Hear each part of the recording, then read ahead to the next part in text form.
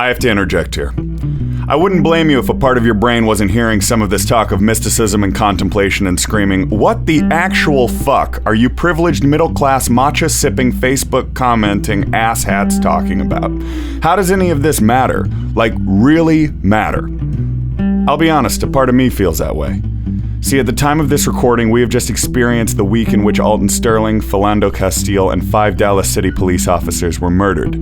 A month ago, 50 people were gunned down by a homophobe in a nightclub. ISIS is proclaiming global jihad, Trump could be our next president, and England may have just triggered a global economic crisis by breaking it off with Europe. So I wouldn't blame you if all this esoteric discussion of philosophy and theology sounds about as constructive as walking into a freeway playing Pokemon Go. The world has real problems. There are real evil people doing really horrible things.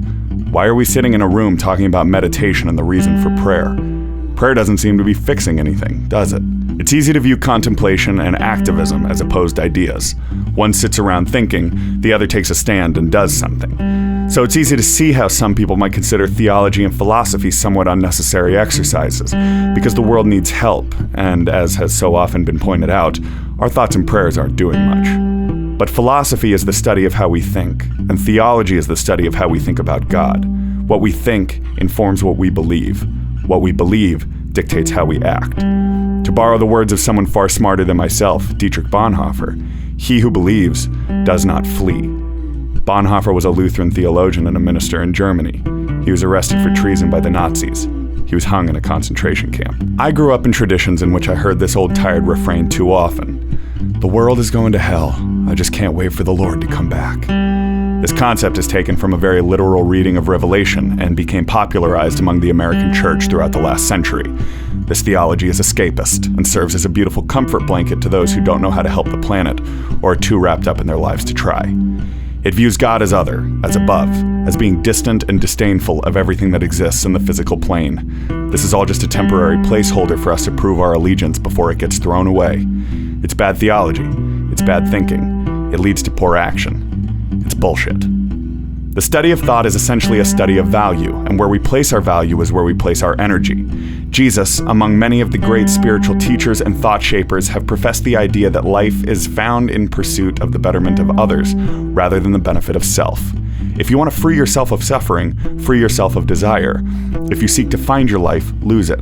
Love your neighbor and your enemy. The meaning of life is the service of others, and in it you will find fulfillment. Many of these notions are not unique to Christianity.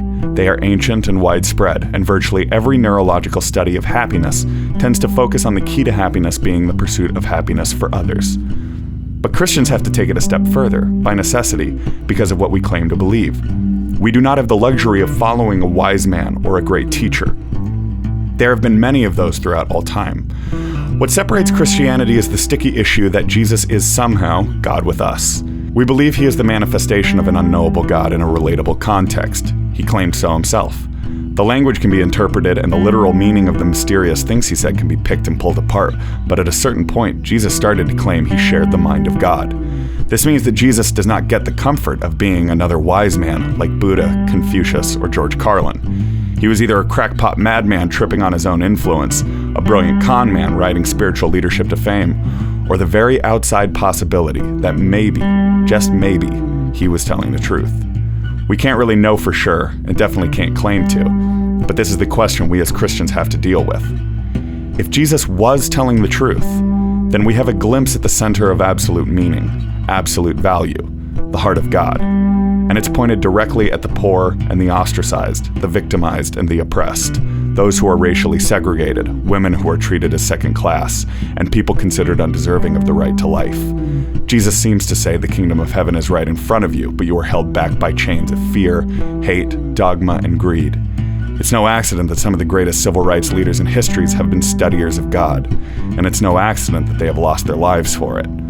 Although, I suppose some might argue that finding a reason to lose your life is finding what life is really all about. And for the record, I knew it was pronounced matcha.